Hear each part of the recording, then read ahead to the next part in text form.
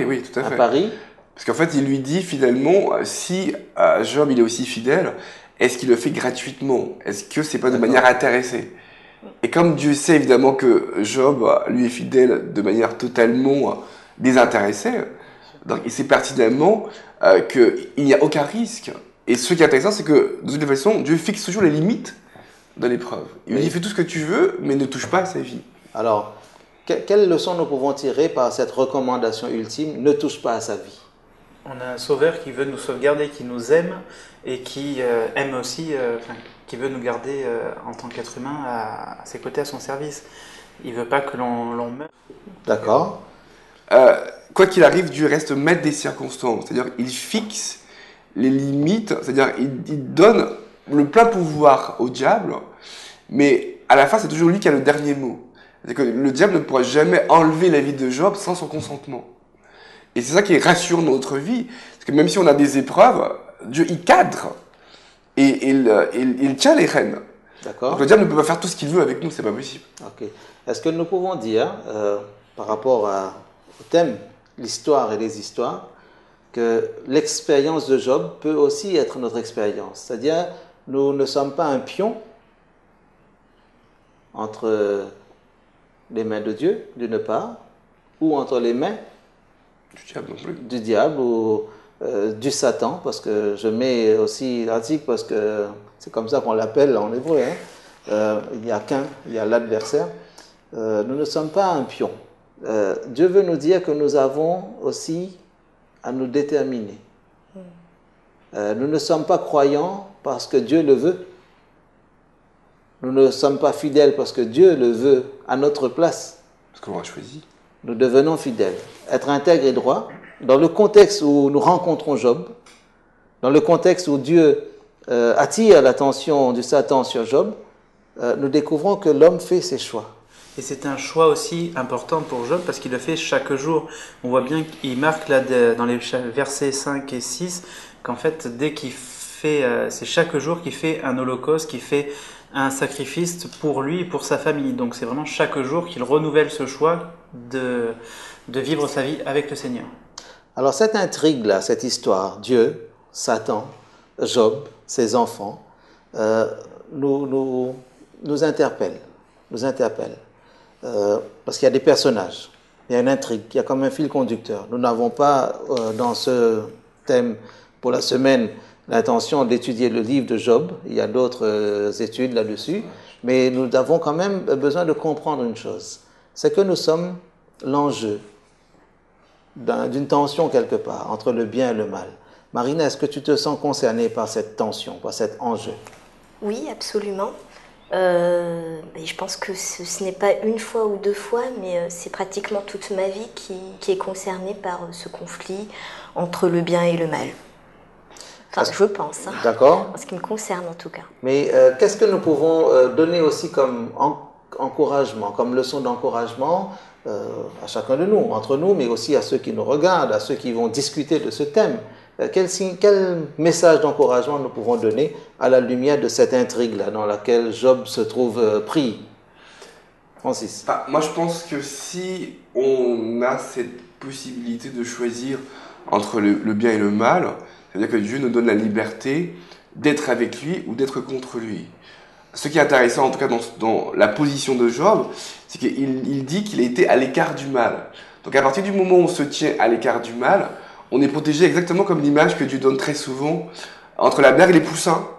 Donc en fait, on est sous la protection de Dieu, et en étant sous cette protection, le diable ne peut pas nous arracher sans la permission de Dieu.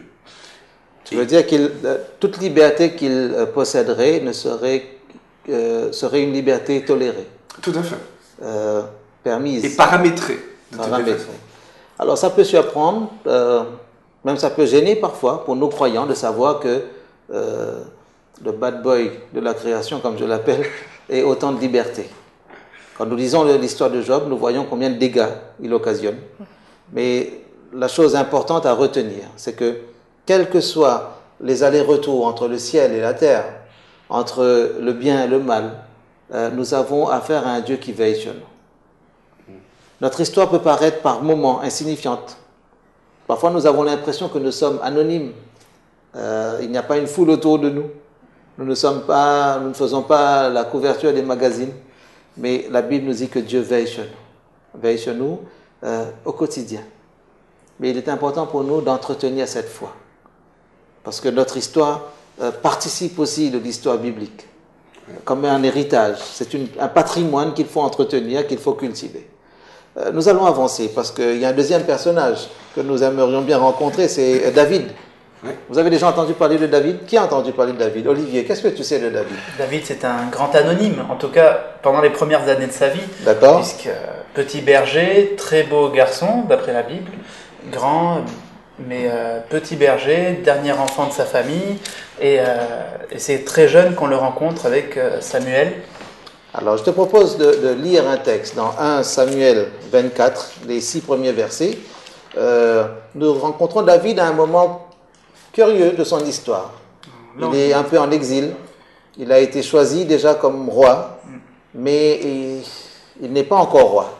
Parce qu'il y a un roi en Israël, le roi Saül. Lis le texte, s'il te plaît. 1 Samuel 24, les 6 premiers versets.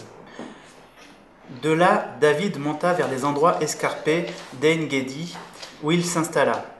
Lorsque Saül fut revenu de la poursuite des Philistins, on lui dit « David est dans le désert d'En-Gedi ». Saül prit 3000 hommes d'élite sur tout Israël, et il alla chercher David et ses hommes jusque du côté des rochers des Bouquetins. Il arriva vers des parcs à petit bétail qui étaient près du chemin. Il y avait là une grotte. Saül y entra pour faire un besoin naturel. David et ses hommes étaient assis au fond de la grotte. Les hommes de David lui dirent alors « Il est arrivé le jour à propos duquel le Seigneur t'a dit « C'est moi qui te livre ton ennemi, traite-le comme il te plaira. » David coupa furtivement le pan du manteau de Saül.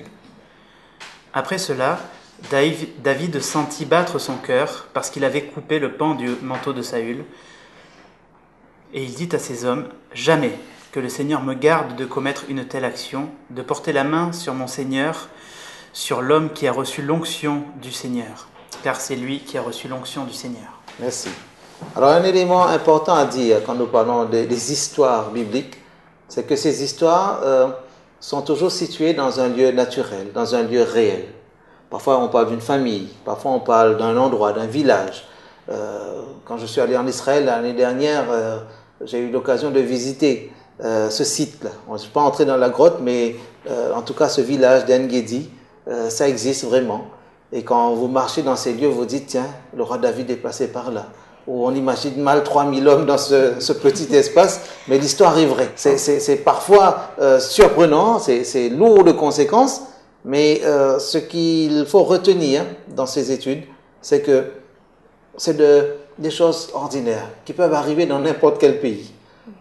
Une caverne, un roi en exercice, un futur roi, mais une tension, une animosité. Comment tu perçois maintenant le comportement des amis de David? Effectivement. Parce que je sais que tu aimes bien ce personnage, mais surtout ceux qui sont autour de lui. J'affectionne particulièrement David, effectivement. Et c'est vrai qu'à ce moment-là de sa vie, David a déjà été choisi par Samuel, a déjà été oint futur roi, et il est humble parce qu'il reconnaît Saül en tant que son roi. Par rapport à son entourage, effectivement, il est porté, on lui dit, là c'est l'occasion David, c'est maintenant qu'il faut que tu prennes la couronne, c'est à ce moment-là que tu dois tuer le roi et faire le coup d'état que tout le monde attend depuis des années, puisqu'il est en exil. Et David résiste à cette tentation et va faire allégeance encore à ce roi qui est en fonction. Il ne va pas prendre sa place, il va faire preuve d'humilité, de grande humilité. Qu'est-ce que nous pouvons dire par rapport à la manière dont le récit est écrit? Francis, qu'est-ce que tu découvres dans la manière dont ce récit est écrit? J'ai l'impression que le récit, il avance étape par étape. C'est-à-dire, en fait, il explique tout à peu près dans les moindres détails. Et la personne, effectivement, qui est centrale au niveau du récit, finalement, elle est toujours en retrait. D'accord. C'est-à-dire, en fait, elle ne se montre pas. C'est pas comme quelqu'un qui veut prendre une couronne qui sait que ça lui appartient. En fait, il reste très simple.